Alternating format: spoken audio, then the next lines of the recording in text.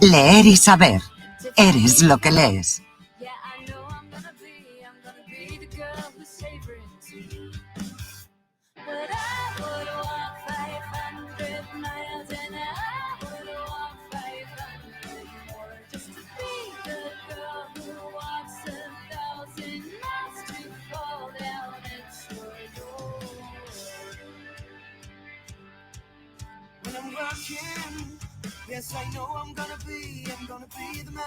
Presentado por Pedro Morales.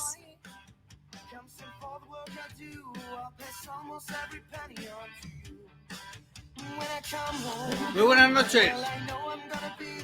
Un lunes más con todos vosotros.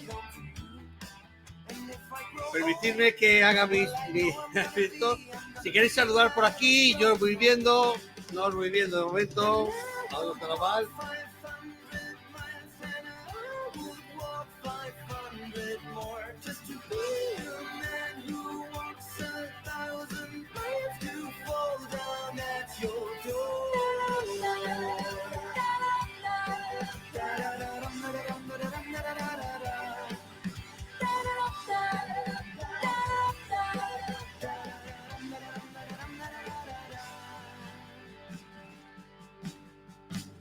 Saludamos a Nata Fernández, a Lidia Raimundo y a Carmen Martín, a Klaus Newman. Hombre, Klaus, ¿cuánto tiempo?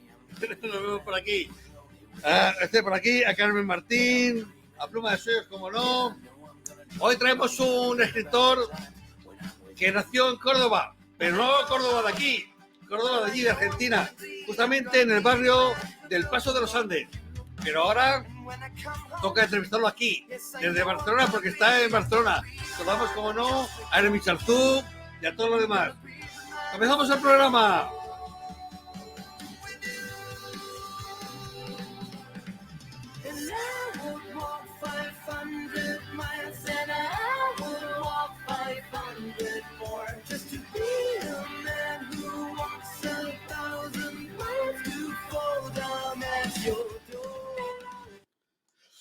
Bueno, ya estamos aquí. Buenas noches, gracias a todos. Bueno, tenemos al escritor tenemos aquí a Roberto Lapid y voy a ver si contacto con él. Hola, buenas noches, Roberto. Un momento que te abro el micro aquí, que te os había cerrado. Hola, Pedro. Saludarte a vos y a los que están ahí atrás de tu cámara. Pues ahí saludamos. Habemos mucha gente como no comentando. Hoy traemos un tema interesantísimo. Me encanta esa novela, una novela con dos vidas apasionantes. Increíble, pero las comentaremos luego, porque para conocer un poquito a Roberto, vamos a hablar un poquito, porque Roberto, esta es su tercera novela publicada y antes tenía dos más que las vamos a comentar un poquito para conocer un poquito más a Roberto. Tengo que decir que Roberto estudió arquitectura, luego también hizo bellas artes. Yo digo una cosa, Roberto, que las artes, sean bellas o no, hay que estudiarlas siempre es importante. Y entre Argentina y España, pues ahora llevo un tiempo aquí en Barcelona y pues hemos tenido el honor de entrevistarle esta noche aquí. ¿Cómo estás, Roberto? Estoy muy bien. Te agradezco la entrevista, el interés por mi trabajo y bueno, disfrutando de tu programa de esta noche, de tu música y de la charla que vamos a tener. Muy bien, tengo que decir y recordar que este programa es de entrevistas solidarias. Sabéis que es un programa que es una idea de mi compañera Cristina Grama, que le mandamos un abrazo muy grande, y se trata de ser solidarios a favor contra el cáncer, ¿no? Entonces ya sabéis vosotros que nosotros lo hacemos sin ningún tipo de ánimo de lucro y así será siempre. Bueno, vamos a seguir hablando con este fantástico escritor.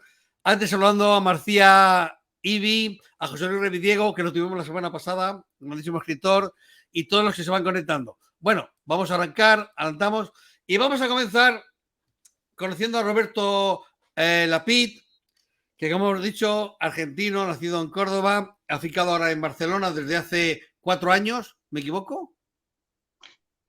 Bueno, mira, yo vivo en Barcelona fija desde hace un año, pero los últimos 15 años estuve viniendo seguido, 2 o 3 veces al año, por trabajo y asuntos de familia. Muy bien. Y lo de escritor, un día decides cambiar el tocho por el tocho de libro, ¿no? Decides cambiar el tocho y te pones a escribir tu primera novela en el 2010. Sí, la primera novela se publicó en 2010, pero no es que cambié de un día para el otro. A ver, yo ya de pequeño escribí en el periódico escolar, después sí escribí bastantes notas y artículos, crónicas, relatos, algunas notas de política internacional para periódicos argentinos. Cada vez que tenía tiempo dentro de mi profesión, le dedicaba algunos momentos a eso. Siempre me apasionó y me gustó hacerlo. Y después, bueno, buscando tiempo y bueno, así poco a poco avanzar en el tema. Desde hace ya un par de años yo estoy retirado de la profesión, estoy instalado ya aquí en Barcelona, publicando aquí y bueno, y dedicándome a pleno prácticamente a la escritura. Muy bien, déjame saludar a Johnny Miss Delgado desde México que nos está viendo. Oye, tu primera novela, Discman, mensaje Sí. desde el pasado. En el Sí. 2010, un tema, quiero enseñar a la gente la portada, que vayan viendo un poquito, o que se vayan haciendo la idea con el escritor, que es esta portada. Esta es una novela histórica. Yo veo que tú tocas, bueno, lo que te he estado mirando, todas tus novelas están hechas son hechos reales. Sí, yo escribo novelas históricas basadas en casos reales. Hay un par de anécdotas que me llevaron a escribir eso, además de que me gusta y me agrada. Esta fue mi primera novela que surgió de una investigación familiar que me llevó a escribirla y que me aportó además un aprendizaje importante. Si quieres, en 2 minutos yo te hago un relato de por qué esto es así. Claro, Disney es un claro. pueblito, bueno, Disney es un pueblito muy pequeño que está en Bielorrusia hoy, antes estaba en Polonia, Sí. las fronteras se movían y allí nació mi padre. Mi padre escapó junto con sus padres y una hermana de los nazis cuando comenzaba la Segunda Guerra Mundial y llegó así a Argentina. Cuando llega a Argentina ellos quedan huérfanos, los padres fallecen y su contacto familiar era con sus abuelos, tíos, primos que habían quedado allí en Europa del Este. Entonces, pero bueno, en 1940 dejan de recibir cartas porque así era toda correspondencia, contacto epistolar el que tenían, y que demoraban meses cada carta. Y ellos cuando terminaron la guerra eran ya adolescentes y buscan mucho a su familia y no encuentran a nadie. Buscan muchísimo tiempo en todo tipo de lugares, en archivos, en las iglesias, en las embajadas, en las organizaciones internacionales, dentro de las posibilidades que ellos tenían en ese momento. Y bueno, un día dan vuelta a la página, cada uno formó su familia, tuvo hijos, nietos, pasó mucho tiempo. En 1990 yo recibí una carta que venía de Canadá, de una jovencita, adentro había una fotocopia de una foto antigua. Y en esa foto había varios niños y me preguntaban si yo los conocía. Y yo se la muestro a mi padre y me dice, bueno, este que está aquí en la fotografía soy yo, este otro es mi vecino y este es un primo mío allá en Bielorrusia, en Disna. Y bueno, yo me sumé un poco a esta joven que tenía como hobby la investigación genealógica y demoramos 10 años en saber qué pasó con cada persona, cada miembro de la familia durante esa guerra tan cruenta. Y bueno, esto nos llevó a ir a muchos lugares, a conectar embajadas, ministros, a ingresar a archivos, a un trabajo muy fuerte de investigación que a mí me apasionó hacerlo, más allá del motivo. Toda mi familia estaba muy entusiasmada con esto porque, digamos, este tema de Disney, el pueblito y las vivencias de mi padre y su hermana en ese lugar eran temas de común, que se hablaban comúnmente en la mesa familiar. Entonces la curiosidad en general de saber qué pasó con todas esas personas era bastante amplia.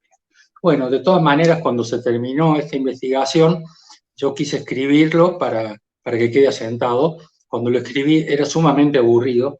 Entonces un día reuní todos esos elementos con algunas otras cosas que estaban relacionadas, que ocurrieron en mi país de origen, en Argentina, y salió esta novela. Yo la mandé a algunas editoriales, una tuvo el desatino de publicarla, la novela anduvo bien, se agotó rápido, hicieron otra edición, me dieron un par de premios, y entonces eso me entusiasmó mucho a seguir trabajando. Y además me fascinó esa manera. Yo tengo como etapas si hablo demasiado, vos me interrumpís, Pedro, ¿no es cierto? No, yo sí veo. Si tú ves que cierro los ojos, tú ya lo notarás. Yo no veo. Si te duermes me doy cuenta. Sí. Bueno, de todas maneras, no me acuerdo ni lo que te estaba contando. Bueno, sí me acuerdo. Que las novelas mías tienen como 3 etapas bien marcadas con otras subetapas, pero las 3 etapas, la primera es la investigación, el tema de documentarse. Yo voy a los lugares, entrevisto testigos, accedo a archivos judiciales, de los periódicos, de la prensa en general, de los servicios secretos de los países, que años después de sus trabajos abren muchas veces los archivos cuando ya no tienen interés público o no pueden causar daño a su política. De todas maneras, es un trabajo que me gusta hacerlo, es como ir pelando las capas de la cebolla, desenredando el ovillo, el nudo, para llegar al corazón de una cuestión, ¿no? Así que cuando un tema me cae y me gusta, bueno, yo ahí arranco y veo. Si el viento es a favor, se investiga. Después me siento y escribo horas y horas y horas. También me gusta mucho. A veces empiezo al mediodía y cuando levanto la vista es de noche. La tercera parte de escribir es muy linda también, y es esto que estamos haciendo, que es acompañar a ese hijo literario que es el libro, a las ferias, a las presentaciones, a las entrevistas, que te conecta con muchísimas personas y es algo que te lleva a lugares y a seres increíbles. A mí por lo menos me ha llevado a situaciones, a personajes que yo jamás me hubiera imaginado antes de mi vida. Pues déjame que salude a José Luis Navas, que dice que no hablas tanto, que de la semana pasada habló más. Doy fe. Déjame saludar también a Lorena Reyes, a Adriana Hurtado, a Chelo Navarrete, a Lidia Gloria, toda la gente que nos está escuchando por aquí. Oye, seguimos. Eso es tu primer libro. Luego, después de ese libro, en el 2014 sacaste El Enigma Ways, que es esta portada que tengo aquí. Más que nada que vais viendo El Enigma Ways, esta portada aquí, ¿vale? Este es tu segundo libro, ya fue en el 2014. ¿También es basado en hecho real? Sí. Este libro, a ver, yo había escrito esa novela que tiene su parte positiva, pero bueno, porque el arte positiviza algunas cosas, ¿no? En este caso la literatura. Pero quería despegarme un poco del tema, había sido un poco pesado para mí andar en todos esos temas, y fui a Bielorrusia, que ese viaje es solamente ya para escribir una novela, porque Bielorrusia está gobernado por un dictador, Lukashenko, y que quiere recrear la Unión Soviética. Me dieron una visa solo por 5 días, y bueno, toda una serie de contratiempos y situaciones. De todas maneras, me resultó pesado. Fui a Polonia, recorrí los campos de exterminio. Fue duro, entonces digo, me voy a despegar un poco, pero no pude tanto. ¿Cómo me quería despegar? Yo viajé a Jerusalén al casamiento de un familiar, que un amigo de él es arqueólogo, y fui al famoso muro occidental, donde todos van a rezar, y ese muro continúa para abajo muchos metros, y se puede acceder, hay una parte que los turistas tienen permitido el acceso, pero este joven arqueólogo, en un punto que me llevaba en ese paseo, nos entrega unos cascos con linterna, unos tubos con una máscara de oxígeno, unas medias especiales y aguantes para no tocar nada, y nos hace pasar a toda una serie de túneles donde había mucha humedad, muy oscuros, eran lugares que todavía no estaban habilitados, y nos lleva por toda una serie de cámaras, y había cuestiones allí, construcciones de hace 3.000 años atrás. Yo quedé fascinado, empecé a escribir una novela de aventuras que transcurría bajo los túneles. Pero resulta que cuando voy al casamiento conocí al padre de la novia, y me dicen que el padre de la novia escapó de un tren que iba a Auschwitz cuando tenía 5 años y perdió un hermano. Y bueno, allá hay muchos casos de mucha gente que pasó por esas situaciones difíciles de guerra. Y bueno, yo no pregunté porque no se pregunta, el que quiere hablar, habla. Y justamente al otro día del casamiento había un almuerzo familiar y este hombre se sienta al lado mío y me empieza a contar su historia. Y la historia era tremenda. Él se escapa por un hueco, pierde a su hermano bebé, lo llevan de nuevo a Varsovia, al gueto, y él termina viviendo en el orfanato de Janusz Korczak, que era un personaje de la historia, y después lo saca del gueto Irena Sendler, que fue una mujer, una enfermera polaca, que salvó 2.500 niños de una manera muy particular. Y bueno, tiene una historia de vida muy particular donde se encontraba la realidad de él con la historia, que muchas partes de la historia fuertes que yo conocía, y lo que hice es mezclar las dos cosas. O sea, no me pude alejar tanto de ese tema, pero bueno, este hombre 60 años después encontró a su hermano. Me pareció fuerte, me pareció una situación fuerte. Yo escribí eso y lo mezclé con la parte de un poco de aventuras porque me gusta eso de, te habrás dado cuenta, de investigar y que el Me lector gusta. investigue junto conmigo, ¿no? Cuando va leyendo y va pasando las páginas.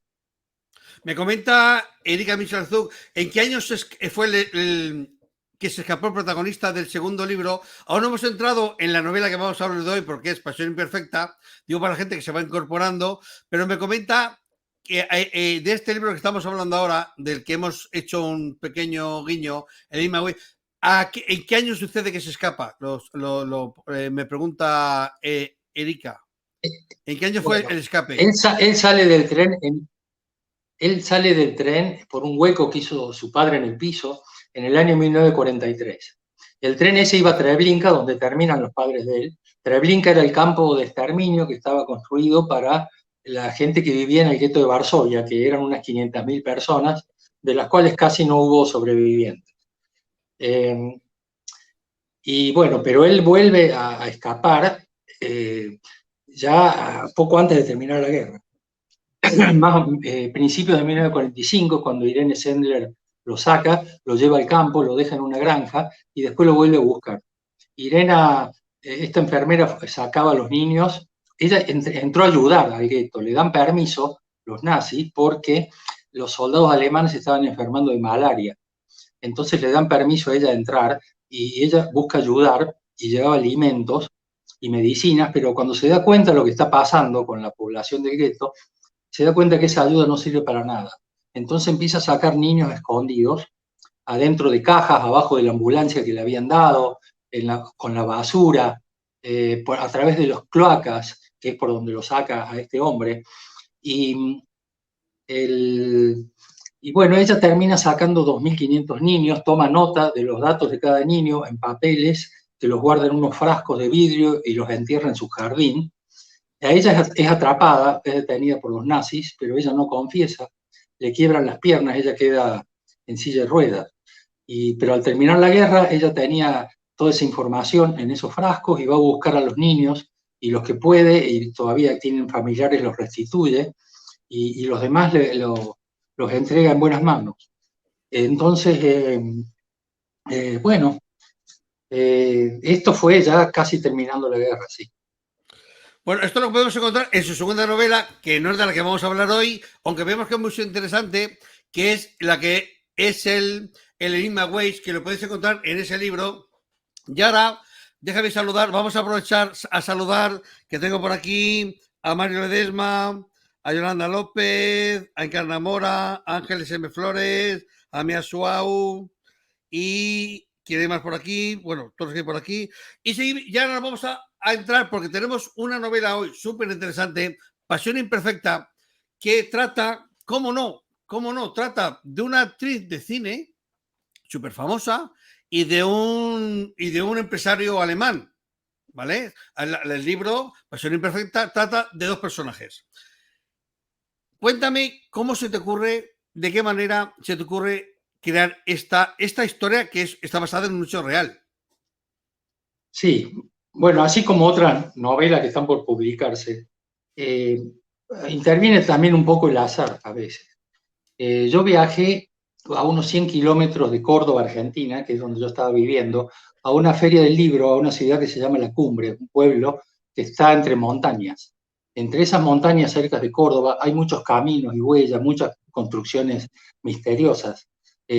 hubo muchos criminales de guerra nazis que se escondieron en ese lugar, aprovechando la soledad y la falta de comunicación, y el parecido que tiene esa zona con algunas zonas de la selva negra alemana, ¿no?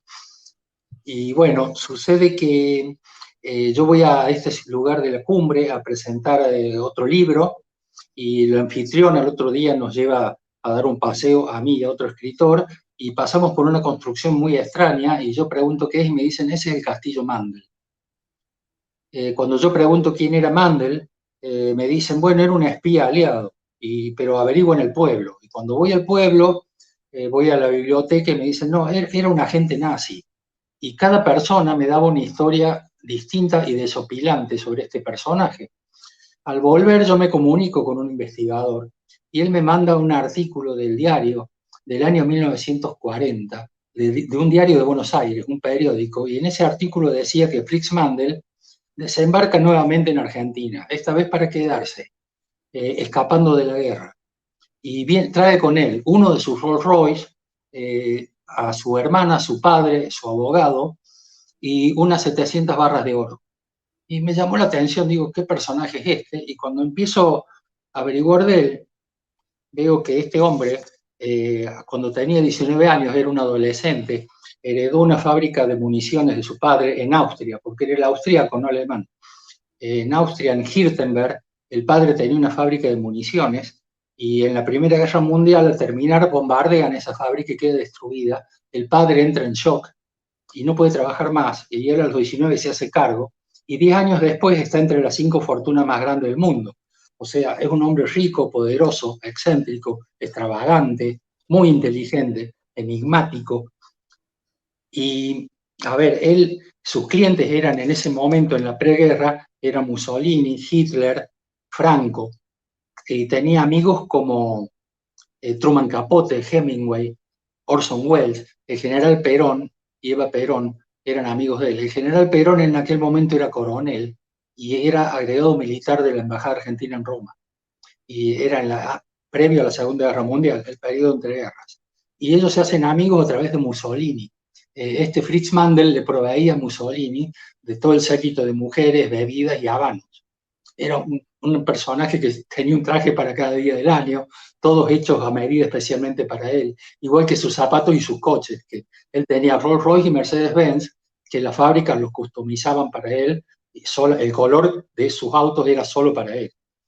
Y, una pregunta, ejemplo, Roberto, sí, una pregunta. Sí, entonces, sí. El libro Pasión Imperfecta trata de la vida ¿de quién? ¿De ella o de él? Porque hablamos que es una actriz. Trata de la vida de los dos, porque es una pasión, porque este hombre, en su mansión en Viena, él va a su microcine, que tenía su propio microcine, estamos hablando de 1933, y él ve una película en blanco y negro, donde la protagonista es una jovencita de 16 años, una película checa, ella se llamaba Hedy Kiesler, y Hedy en esa película hace el primer desnudo en el cine y el primer orgasmo que se filma para una película. Y eso en aquel momento fue todo un escándalo. Entonces, pero a él le gusta esta mujer, y la busca, y la encuentra, y le gusta su carácter, y ella es una joven superdotada, sumamente bella, que habla muchos idiomas, que estudia ingeniería y también estudia teatro. Y vamos a poner una foto que la gente sepa de quién estamos hablando, porque es una mujer que todo cabe decir que se casó 6 veces. Sí. No porque sea Escorpio, pero se casó 6 veces. Vamos a ver una foto de ella, que la gente se sitúe un poquito, que es la que tiene la portada del libro precisamente, ¿no? ¿Es esta mujer? No, sí, esa es la portada del libro. Pero es ella, esa es la foto de ella. Es ella, esa es ella. Es una de las fotos. Aquí mejor. Esa es una de las fotos publicitarias, porque ella después llega, después de una historia que yo te puedo resumir en el medio, ella llega a Hollywood y se transforma, Hedy Kiesler se transforma en Hedy Lamarr, la mujer más bella del cine. Que así le decían en Hollywood, firma muchas películas como Sansón y Dalila, firma con todas las grandes estrellas, con Clark Gable, y bueno, tiene romances con muchos de ellos, inclusive con Howard Hughes, el fabricante de aviones, estaba desesperado, quería casarse con ella. Y bueno, lo que pasa es que ellos se casan en Austria, ella era muy joven, al momento de casarse tenía 18 años, y ellos se van a vivir a un castillo en Salzburgo. Salzburgo está cerca de Alemania, cerca de Múnich. En Múnich estaba la sede del partido nazi. Alemania compraba armas de contrabando a este personaje. Ellos recibían en ese castillo todas estas figuras extrañas y ella era la anfitriona ideal, pero ella era sumamente infiel, muy independiente, era feminista cuando no se hablaba de feminismo. Y él también era un hombre sumamente mujeriego, él siempre decía que su punto débil eran las mujeres. Y bueno, esa tremenda pasión que tuvieron entre los dos, que fue muy fuerte, porque, a ver, estos dos personajes le costaba encontrar quien tuviera su propia altura, porque eran dos personajes muy fuertes. Además, ellos juntos tienen una serie de vivencias entre el poder de él y la figura de Hedy. A ver, por ejemplo, ellos participan en eventos históricos importantes, como las Olimpiadas en Berlín en 1936, en los Juegos Olímpicos de Hitler, el Mundial de Fútbol de Mussolini en 1934. En todos estos lugares ellos son invitados especiales. Ellos se codean con todos los líderes europeos de ese momento. Se manejan con un glamour en su avión privado que él maneja cuando él quiere. Él es amigo íntimo porque fue junto a la escuela del príncipe austríaco y Rudi Starenberg. Y eso le da acceso a toda la nobleza europea. Entonces ellos viven en una tremenda pasión que termina siendo imperfecta, como dice el título del libro, porque él la encierra en el castillo de Salzburgo, le pone vigilancia, primero hombres, después tienen que ser mujeres, porque los hombres corren peligro al lado de Hedy, y ella logra escapar, y es perseguida por toda Europa, hasta que se sube un barco con rumbo a Nueva York, donde ella conoce, mira lo que es el azar de la vida, en el mismo barco viajaba Louis Mayer, que era el presidente de la Metro Goldwyn Mayer.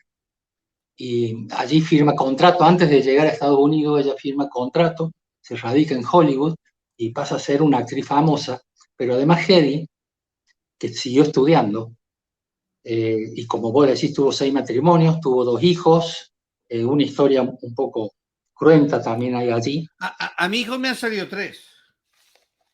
Sí, tenía un hijo adoptado. Vale. Y hay una historia que no está en el libro, porque, bueno, yo hablé mucho con los hijos de ella y también con los hijos de él. Y conozco algunas historias familiares que son bastante duras. Porque yo te decía en un momento que así como estas personas que brillan tanto tienen mucha luz, también tienen mucha oscuridad. Y digamos que ambos polos están dentro de ellos, parece ser. Quería comentar a la gente, para que se sitúe un poquito, hemos puesto la foto de ella, vamos a ver la foto de él, una foto de él, que es este señor, ¿es este? Sí. Y aquí tengo una foto que están juntos, justo están, a ver si la tengo, no la he, tengo una foto aquí, tengo una foto que está aquí, que están con el... A caballo. No puedo poner... No, a caballo no tengo ninguna. Caballo no tengo una con un caballo con un casi caballo, que con un perro aquí. ¿Son ellos, verdad que sí? No. ¿No son ellos? No, ¿No son ese es el tercer marido de ella. Este es el tercero. Yo sabía yo que por algún lado no me iban a salir los números. Y te quiero comentar, bueno, quiero decir, la gente se está incorporando por aquí, se está viendo, como María José Iglesias, como Nato Fernández, todo, que estamos hablando, en tu libro, Pasión Imperfecta, encontramos la vida de ellos, porque ellos hasta hace poco estaban vivos, me parece que ella murió en el 2020, en el 2000 y en el 2020, o sea, hasta hace poco... ella murió en el año 2000 y Fritz murió en 1977. A ver, pues te comento también algo que me llamó mucho la atención, que también me llevó a la investigación y escribir la novela. Hedy Lamarr es la persona que inventa el sistema de comunicación que da lugar al Wi-Fi. Nosotros estamos en este momento comunicados gracias a ella. Ella recibió cantidad de premios. Acá en Terraza, creo que hay una plaza en homenaje a Hedy Lamarr, donde está la universidad. O sea, ella fue actriz, fue científica, una mente realmente brillante y 2 vidas que transcurren en una época de la historia muy particular y dos vidas muy fuertes. Mi novela ellos siguieron en contacto muchos años después de esta separación. Después ellos reconstruyen sus lazos de otra manera y siguen en contacto, porque él tiene a él lo persiguen los nazis y después lo persiguen los aliados, porque él llega a Argentina y el general Perón lo pone a fabricar armas. Él desde la sombra maneja toda la industria de armas argentina y los aliados lo persiguen por eso, porque no querían que Argentina sea fabricante de armas. Perón había traído un nazi, que era un fraude, pero que le estaba armando la bomba atómica, y los aliados decían que Argentina se iba a vender a los rusos. Y entonces yo tengo un informe de la CIA que dice que para eliminar el riesgo de una Argentina vendiendo armas hay que neutralizar a Fritz Mandel. Y así era. Y es más, piden su captura y el hermano de Eva Perón, que lo odiaba, Juan Duarte, lo mete preso y Eva Perón va y lo saca de la cárcel. O sea, hay toda una serie de historias y anécdotas, porque, a ver, yo al entrevistar a tantos familiares, y yo hice unos comentarios en radio allá cuando estaba investigando, y lo hice un poco a propósito, porque a raíz de ello me empiezan a llamar personas que trabajaron con ellos. Como tú dices, no fue hace tanto tiempo, entonces me llaman personas que trabajaron con ellos, vecinos, amigos, y me empiezan a dar sus versiones, sus comentarios, y yo escribo un borrador de esta novela y se la mando a los familiares, a los hijos, a quienes yo había entrevistado porque ese era mi compromiso con ellos. Y esto es como que a ellos les abre una puerta de la memoria, porque me empezaron a relatar cantidad de anécdotas que yo después tuve que verificar cada una, pero que yo tuve que cambiar varios capítulos del libro, porque todo lo que está en este libro está novelado, pero todo sucedió, todo pasó. Porque, digamos, fue tan rico todo el material que ellos me fueron enviando. Además, justo en ese momento, el hijo de Hedy Lamarr me contacta con Alexandra Dean, que ella estaba dirigiendo un documental sobre la vida de Hedy Lamarr, que ya se presentó en Nueva York y se llama Bombshell, está en Netflix. Y bueno, yo me contacté con ella y la productora de ese film, que es Susan Sarandon, me envió muchísimo material, me pidió algunos datos que yo tenía y como contrapartida me envió mucho material porque ellos han comprado el archivo de Hedy Lamarr y tenían todas las cartas entre ellos dos que se mandaban, ella viviendo en Estados Unidos, él viviendo en Argentina. En Argentina él compra varias propiedades, en Bariloche, en Mar del Plata, en Buenos Aires compra varios pisos, siempre en zonas de mucha categoría, y en la cumbre tiene este castillo que es su lugar preferido, que después también tiene una historia extraña el castillo, porque, a ver, esto no está en la novela. Hay varias cosas que no están en la novela que te puedo comentar, porque hacen a los personajes. Para que la gente se sitúe, vamos, si tengo yo aquí fotos del castillo, que ahora es un hotel, ¿no? No sé si tengo alguna foto, si esto es parte del castillo, ¿puede ser? Bueno, ese es el castillo antes de que lo compre Fritz. Cuando Fritz lo compra, es el mismo castillo antes de Fritz. ¿Y esto? Ese es como Fritz lo dejó el castillo. Él quería asimilarlo a una propiedad del estilo que hay en las montañas alemanas. No sé si ves unos arcos que están abajo, hay unos arcos arriba y unos arcos más abajo. Esos arcos de más abajo son parte de un túnel que es por el único lugar donde se puede acceder a esa propiedad, ya sea caminando o con un vehículo. O sea, aquí es donde, eso es el hotel que está en la cumbre, ¿no? En la cumbre, donde tú fuiste. Y esto es como ha quedado una vez, que, o sea, del castillo ha quedado esto. Claro, Fritz lo compra el castillo, que le llamaban el castillo porque, exactamente, el constructor original, que era un médico de la ciudad de Rosario, lo había construido como un castillo con torres y almenas, y a él no le gustó eso.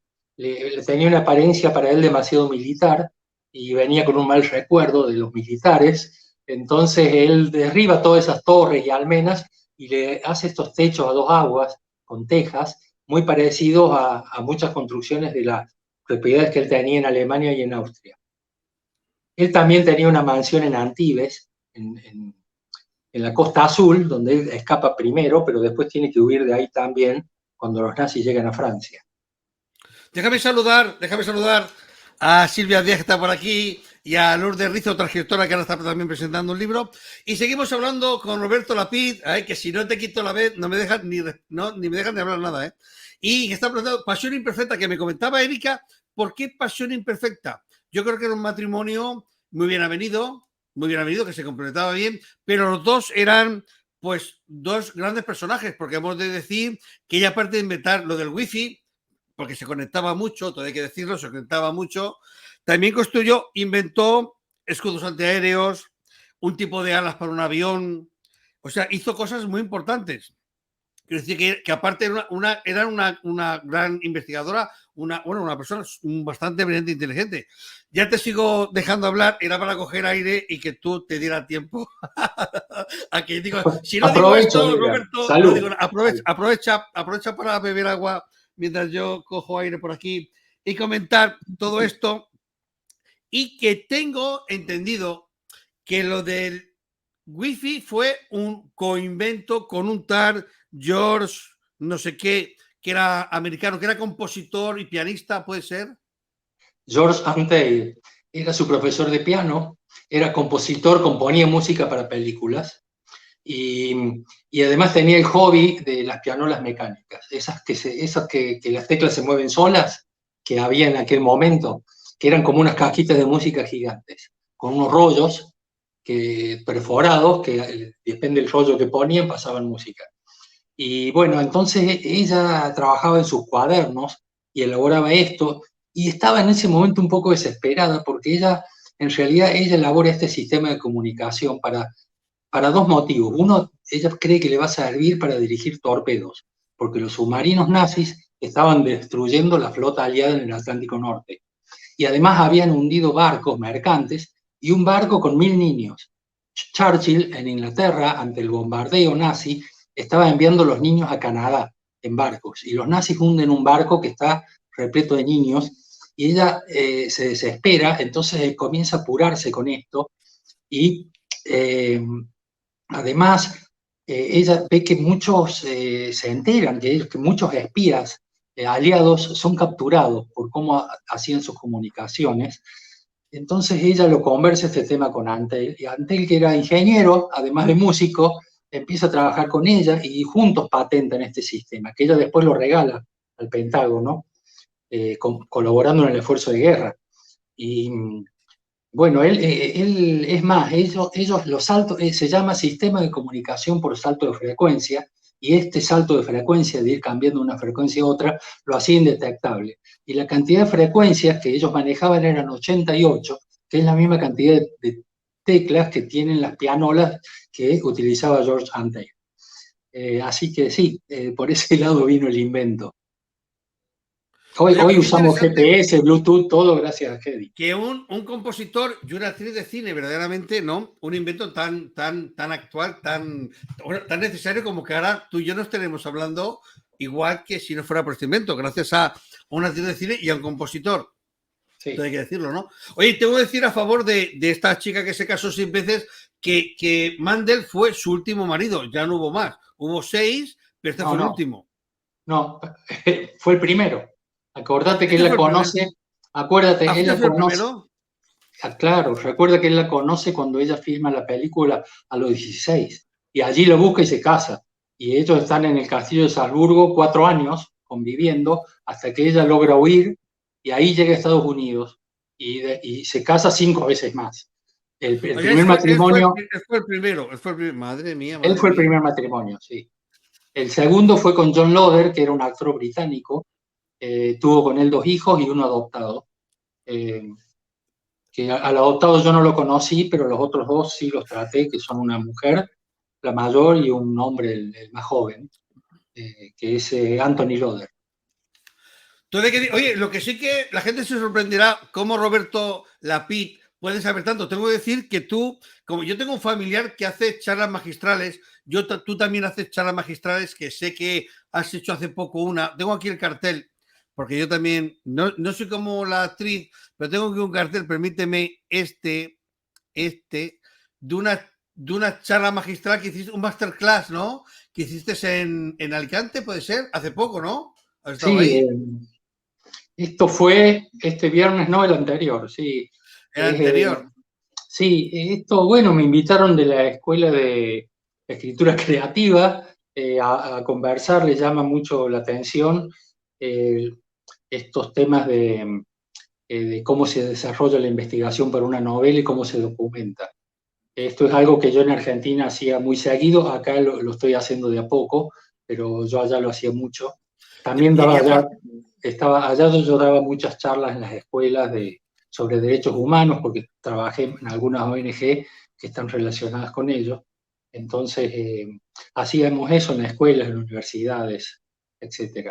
Pero lo haces lo que más me totalmente gustaba hacer gratuito. eran las charlas literarias, los clubes de lectura, los cafés literarios, eso la verdad que eran muy lindas reuniones, siguen siendo. Aquí tengo una toma, digo que los haces gratuito, que tiene mucho mérito, y que vaya tanta gente, que tengo aquí una, no sé si esa foto será de o no, yo la he tomado. ¿Esto es una charla de esas? Esto es en una escuela en Córdoba, Argentina, donde estoy dando una clase justamente sobre derechos humanos. Esa también haces clases de derechos, también, es que haces de todo, Roberto. Un O poco sea, de haces cada de todo. cosa, de lo que la vida me fue llevando dentro de las pasiones que uno puede manejar. Sí, a ver, la escuela de escritura creativa es una escuela donde van escritores a perfeccionarse en el arte de escribir. Entonces, no es tan multitudinario como eso. De pronto hay un poco más de 30 personas, que es un aula completa, lo cual no es poco para una clase de estas. Esas clases en escuelas sí son más numerosas porque las escuelas aprovechan y llevan los alumnos de los últimos cursos en general para tocar este tipo de temas. Entonces sí, sucedía que eran esos auditorios gigantescos con 200 o 300 personas. Oye, y una cosa, tío, una cosa que me mueve, ¿no? Si tanto Heidi Lamar como Fritz Mandel, dos personajes que por sí mismos tienen una historia verdaderamente súper completa, ¿no? ¿Cómo se te ocurre, o sea, y más siendo el primer matrimonio, que luego hubo más, ¿por qué los unes en un libro? ¿Qué es lo que te lleva a ti a unirlos? ¿El hecho de ir a la cumbre? Sí, no, eso fue el disparador. Yo encuentro, como te dije al principio, dos personajes muy fuertes, porque los otros 5 maridos de Hedy fueron maridos, pero no fueron Fritz para ella. A ver, y Fritz Mandel se casó 5 veces. También. Las últimas 4 no fueron Hedy. Él llevaba todo el tiempo la foto de ella en el bolsillo interior del saco. Ellos se vuelven a encontrar en Nueva York. Ellos tienen otros encuentros y después en Europa se vuelven a encontrar. La relación de ellos cambió, es diferente. Pero a ver, la época histórica transcurrida, los lugares donde estuvieron, los personajes con los que ellos ambos trataban, o sea, no es poco.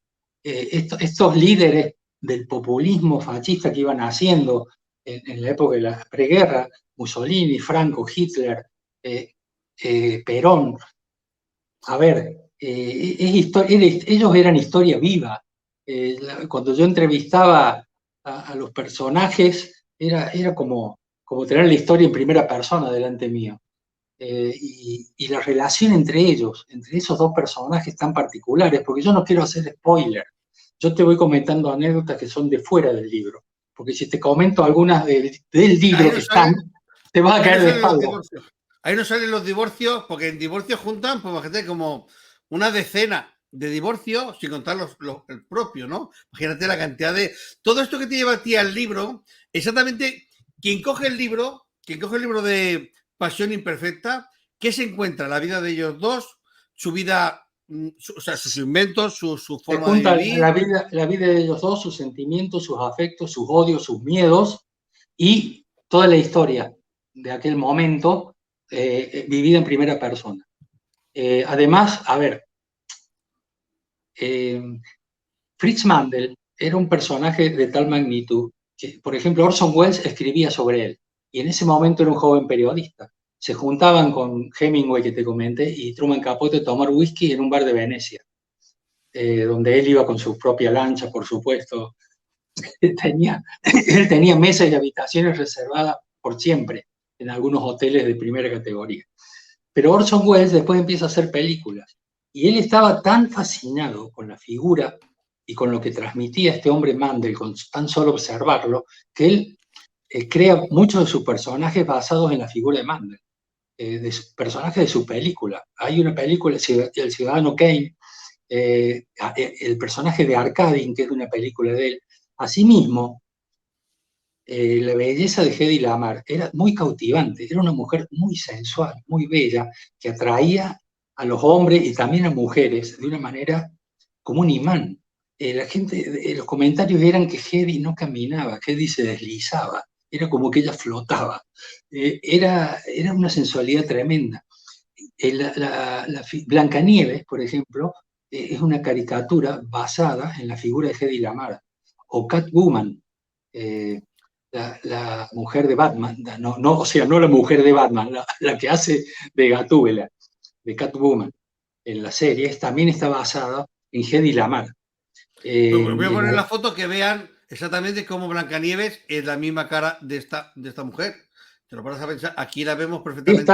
Está. Porque ella, a ver, en ese momento en Hollywood venían surgiendo todas las bellezas rubias platinadas, como Jane Harlow. Después, posteriormente, llega a Marilyn Monroe. Pero ella es morena, tiene una belleza centroeuropea que en Hollywood no existe. Y eso sumado a cómo ella es y todo cómo ella se maneja y cómo ella actúa. Ella llega a hablar el inglés cuando llega a Estados Unidos, ya hablaba el idioma, pero la sorpresa fue que lo hablaba como con acento de una persona nativa. Las anécdotas de sus compañeros de trabajo es que en las filmaciones de pronto ella decía los guiones en otro idioma para que se enoje el director, a modo de distensión y de broma. O sea, dos personajes raros. Me habías preguntado del hotel. Sí, del hotel. Pero antes quiero comentar una anécdota. Quiero decir que su primer desnudo lo hizo a los 16 años. Interesante porque hoy en día no se podría, pero en su día con 16 años ya hizo su primer desnudo y su primer orgasmo fingido, ¿no? Sí, la película se llama Éxtasis, creo que en YouTube la pueden ver. Es una película muy antigua. Un momento, quiero decir a la gente que no se ponga ahora como locos, todo el mundo ahora a ver la película, que acabe la entrevista y luego la veis. No os pongáis todo ahora como locos. Sí, nada, aparte no sé si vale la pena verla, es un documento histórico la película, más que como película. Y si mi pregunta es lo del hotel, que me ha interesado mucho el tema de cómo surge todo, porque a partir de esa visita es como tú te inspiras y viene Pasión Imperfecta. Sí, el hotel, hay lugares que están marcados por el destino. A ver, Fritz Mandel está viviendo en este hotel. Es el año 1977. Él tiene justo 77 años, porque nació en el año 1900. Él conoce a la novia de su hijo mayor, Fritzi. Se llamaba Mónica Burkeheimer, algo así. Ella había escapado con su madre de Alemania porque ella era hija de quien organizó el complot contra Hitler, la bomba que pusieron en el nido del águila. Y todas esas familias, fueron desaparecidas y ella escapa. Y una mujer muy bonita y que era novia del hijo de él, y él le roba la novia al hijo. Y él le lleva 40 años. Y él se casa con esta mujer. Y esta mujer se lo lleva a Austria. Y en Austria cambian el testamento. Y los hijos pierden la fortuna de Fritz. Y tienen 20 años de juicio para recuperar algo. Entre las cosas que recuperaron está el castillo, que es hoy de uno de los hijos. Este hombre es amigo de una familia argentina de apellido Anzorregui. El señor Anzorregui, uno de ellos, era el jefe del Servicio de Inteligencia argentino en los años 90, cuando el presidente argentino era Menem. Menem era un presidente de mucho glamour que andaba en una Ferrari y jugaba al golf. En la ciudad de La Cumbre hay un campo de golf muy importante. Y cuando viene de visita el presidente Bush, padre, que era muy amigo de Menem, iban a jugar al golf ahí. La primera vez fue en visita oficial, pero a Bush le gustó. Y entonces comienza a venir de incógnito. Ahora, ¿dónde se aloja? Se aloja en el Castillo Mandel, porque los Mandel le ceden a los Anzorregui esta propiedad a condición de que la mantengan y que paguen los impuestos que se debían de 20 años. Y ellos la toman y lo usa justamente el Servicio de Inteligencia, usa esa propiedad durante 10 años. y por allí pasaban jueces, dueños de bancos, presidentes, muchos que venían de incógnito en un helicóptero muy grande que yo recuerdo haber visto pasar, porque tenía yo una casa de fin de semana en la zona, para aquel lado, en una época, y veía pasar ese helicóptero que suponía que era el presidente, que iba y venía, sobre todo en la época de verano, ahí cerca de Córdoba, entre Córdoba y La Cumbre, hay una ciudad, Villa Carlos Paz, que es el centro de la farándula. Ahí se juntan todas las estrellas, entonces Menem iba seguido allí. Bueno, de todas maneras pasaban estas cosas con ese lugar, por eso te digo, es un lugar que tiene a veces destino, porque las cosas que se vivieron en esas paredes de ese castillo, y vaya a saber en un futuro lo que sucederá. Hoy es un hotel. Una pregunta, ¿el hijo que te da la información es un tal Alex? Sí. Mira, aquí me acaba de llamar, le iba a hacer algo de no. No, quiero decirte porque tenían hijos en común, pero luego hay otro hijo que se llama John Loder, ¿no?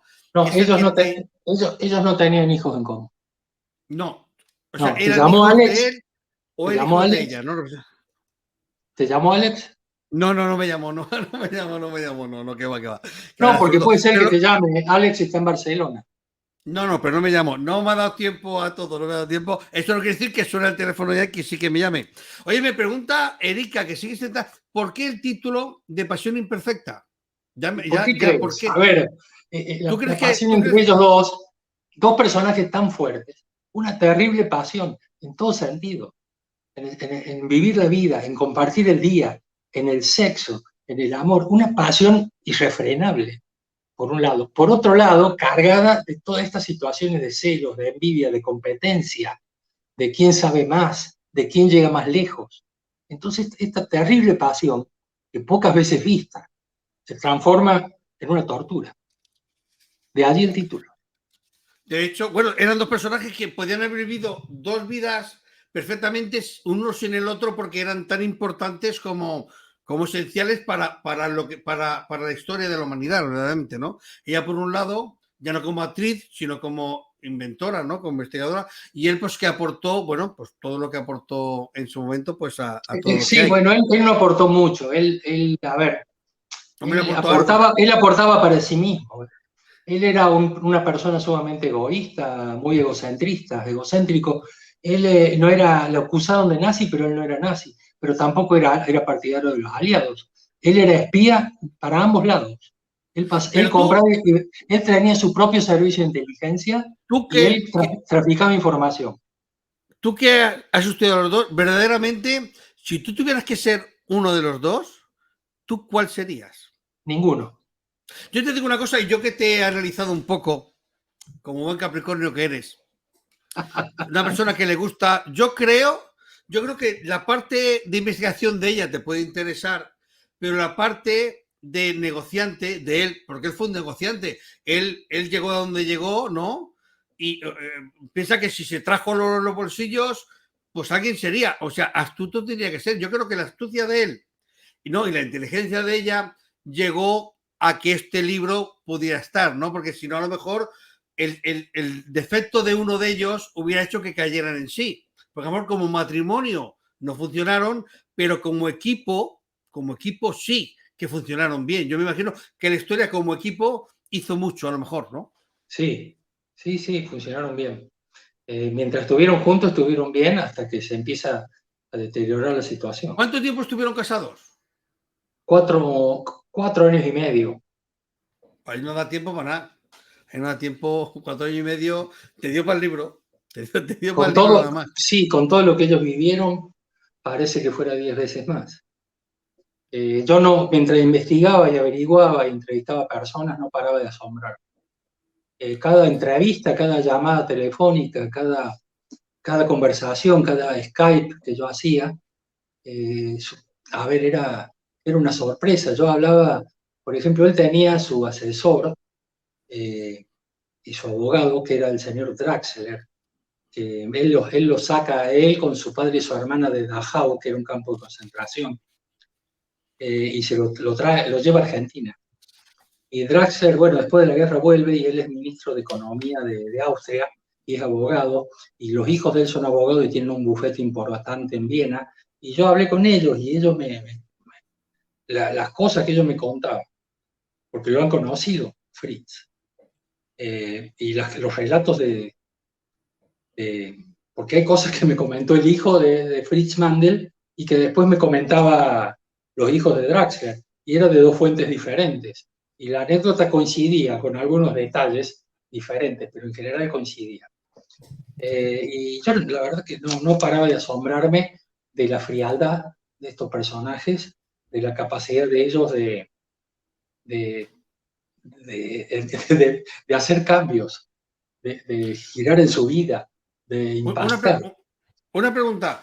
¿Todo lo que sale en el libro, o sea, tú has tenido que fantasear, inventarte algo, o todo es real y has tenido que omitir porque a lo mejor la realidad era demasiado fuerte o evidente? Como te dije en un momento, había elaborado algunas fantasías porque los personajes dan para volar, pero de todo lo que está en el libro pasó. O sea, es tan fuerte y para mí en lo personal fue una cuestión importante dejar que todo lo que esté en el libro haya sucedido. Aunque a lo mejor el público lo crea, no lo crea cuando lo lee, lo tome como una fantasía o no. Para mí, en lo personal, en mi foro íntimo, es importante saber que lo escrito pasó y que es material recopilado. Oye, No me acuerdo, la segunda pregunta tuya era... Pues como, no, ya se me ha olvidado, ya se me ha olvidado. A mí también. Pero te quería hacer una pregunta que me viene al cuento. Oye, ¿dónde han enterrado a Mandel? ¿Quién? Pues que no tenga que enterrar, porque si es una persona que era un alemán, que vivía en Argentina, que podía ser espía, ¿sabes dónde lo han enterrado o no? Sí, en Campo de Mayo. Campo de Mayo, pero ¿dónde? ¿En Argentina? Él estuvo encerrado 24 horas. El tema es así, los aliados lo querían neutralizar porque no querían una Argentina potencia armamentística. Entonces piden la captura internacional y le embargan sus bienes. Y no te voy a decir quién le ayuda a salir de esa situación, pero te puedes ir imaginando. Y Eva Duarte tenía un hermano, Eva Duarte de Perón, Evita, tenía un hermano, Juan Duarte. Juan Duarte, ella lo pone de secretario. Y Juan Duarte andaba en la Casa de Gobierno argentina, en la Casa Rosada, como dueño. Pero era un hombre de mal vivir, como se decía en aquel momento, ¿no? Él aprovechaba su poder para hacer mucho daño. Era un mujeriego, bebedor, bueno, tenía pocas virtudes y era muy molesto. Y él todo el tiempo se peleaba con su cuñado, que era Juan Perón, y discutía con su hermana. Y hay una frase famosa que hicieron una película. La película se llama Ay, Juancito, porque Eva, dicen que cada 2 minutos le decía Ay, Juancito, por las cosas que Juancito hacía. Juan lo odia a Mandel, le tiene celos, le tiene envidia, porque Mandel es todo lo que él no puede ser. Mandel tiene las mujeres que quiere, por su dinero, por su modo, porque anda siempre con una clavel rojo en el ojal de su propia cosecha, porque anda siempre con un puro cubano y un vaso de Johnny Walker etiqueta roja en la mano, que era el whisky en ese momento, porque andaba en su Rolls Royce, porque tenía sus choferes, su guardia de seguridad, su ejército privado, y Juan Duarte no tenía nada de eso, lo odiaba. Entonces, cuando Juan Duarte se entera que hay una orden de captura, aprovecha en un momento que los Perón no están, y va y lo busca y lo hace meter preso. Cuando Eva Perón se entera, al otro día va a Campo de Mayo, que es una prisión militar que está cerca de Buenos Aires, y se lo lleva a su casa. Y le dice, bueno, ahora entra, date una ducha, cambiate la ropa, porque él estaba ya en un estado deplorable, y venite a casa del gobierno que el general Perón te está esperando para pedir disculpas. Y él hace eso, lo va a ver a Perón y ahí tienen una larga conversación. Oye, es muy interesante, nos queda poquito tiempo y lo que sí que me gustaría a la gente que la tienes aquí impactada con la novela, que puedan saber dónde, porque tu libro se ha editado en Argentina y también aquí en España, ¿verdad que sí? Entonces, sí, pasó algo curioso. Este libro fue editado 3 veces. Primero una editorial de Córdoba, Argentina, lo edita. Sí. Yo ese libro lo traigo a España, mis agentes lo presentan en Editorial Roca lo edita, una edición hermosa de tapa dura, muy bien hecha, salió el año pasado, y Penguin Random House de Argentina lo vuelve a tomar al libro y hace el mismo libro de español, pero en un formato de bolsillo. Es como que fue editado 3 veces el libro de maneras diferentes. Quedan pocos ejemplares. Hay en las librerías, la Casa del Libro, en la FNAC, en el Corte Inglés, pero mucha gente me llama diciendo que no lo consiguen. Se puede pedir por Amazon, también está en ebook y también está en audiolibro. Y bueno, es lo que hay en este momento en todas las ciudades españolas. Debe estar el libro, en muchos lugares está agotado, pero todavía se consigue. Y una cosa es el libro, vamos a recordar que tienes 3 libros, interesantísimos los 3, para que le guste la historia. Lo voy a recordar aquí, que son Dinda, Mensajes desde el pasado, tienes El Enigma Ways, y el último, Pasión Imperfecta, que aún Erika no entiende porque es imperfecta, pero tú y yo ya lo entendemos porque no podía ser. Eran 2 grandes, ya Erika ya se ha situado. Y ahora, lo más importante, los libros ya sabemos dónde podemos encontrarlos. Y al escritor, ¿dónde lo encontramos? Bueno, yo estoy en Barcelona, a veces tomo café en los bares. Pero no vamos a ir todos a Barcelona, no vamos a ir todos. Pero no van a venir, claro, todos por aquí. Bueno, en las redes sociales, en Twitter y en Instagram, @RobertoLapid, síganme, háganme todas las preguntas que quieran. A mí me apasiona compartir lo que me apasiona. Entonces, valga la redundancia. Entonces, síganme en las redes, así estamos todos más acompañados también. En Facebook, con mi nombre, Roberto Lapid. Así que yo estoy a disposición tuya, de los que están atrás de cámara, y de los que nos están escuchando, que les interese y les guste este tema. Así que, bueno, allá vamos. Todo lo que, para preguntas, todo tema de historia, porque tú eres un historiador, el historiador que hace sus charlas magistrales sobre historia, que la gente te reclama, ¿no? Evidentemente. ¿Vas a hacer alguna charla magistral por España? ¿Tienes alguna pensada? Voy haciendo. El 8 de noviembre hay una que es online. ¿Tú sabes que el 9 de noviembre nació Heidi Lamar? ¿Lo sabías o no? Sí, claro. Es el día, en Europa es el Día del Inventor por Heidi Lamar, el 9 de noviembre. Es el Día del Inventor. Para el dato, que no lo supiera, pues ya sabéis que era del día 9, evidentemente. Pues casi que nos vamos a tener que ir yendo, no sin antes saludar a Klaus Ossinuman, es nuestro alemán sevillano, que el otro día tuve el placer de compartir pues unos momentos con él interesantes. Estuvo en Águila, en Murcia, presentando un libro de un compañero, Marcia José Iglesias, Carmen Martín Moreno, otra gran escritora, Olga Morales, Nata Fernández, a Erika Micharzú, todos que por aquí, no quiero dejar nadie, por aquí, bueno, Carmen Moreno, todos los que estáis, María, Marcia Ibi, Medina Cardozo, todos Yolanda López, todos están por aquí. Cualquier duda que tengáis, pues a Roberto Lapid, aquí en la red, que sabéis que está por vosotros. Y nosotros casi que nos vamos a ir. Roberto, te digo una cosa, no me has dejado hablar nada. Lo que pasa que bueno, tú me preguntas, yo te contesto. Te dije al principio, tú me puedes frenar. Te cuento para terminar que bueno, tengo otro libro terminado, que es una historia que acontece cerca de Valencia, en un pueblo llamado Carcaixent, en el año 1969, en la España franquista. Una historia que encontré allí que me gustó mucho investigar.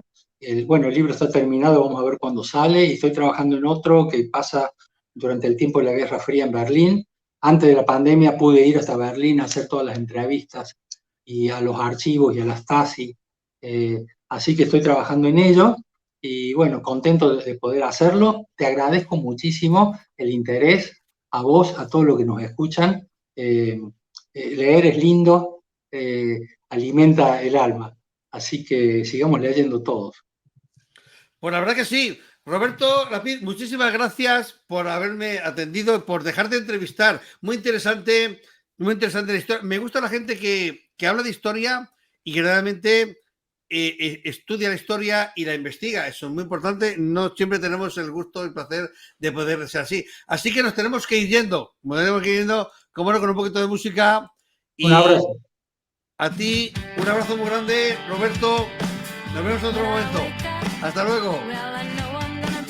Pues cómo no, don Roberto Lapid, impresionante, impresionante, de verdad que sí. ¿Cuánto sabe este hombre? Me ha suado, un placer tenerte por aquí, Olga Morales, María José Iglesias, Rey Diego, un abrazo muy grande. Muchas gracias a todos por estar aquí. Nos tenemos que ir. Muy interesante, sabéis que seguidnos por las redes. Nos vemos. Y hasta aquí nuestro programa de hoy, Leer y Saber. Quedáis convocados para el próximo. Muchas gracias por acompañarnos.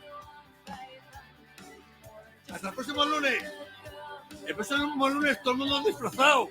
Que es Castañada.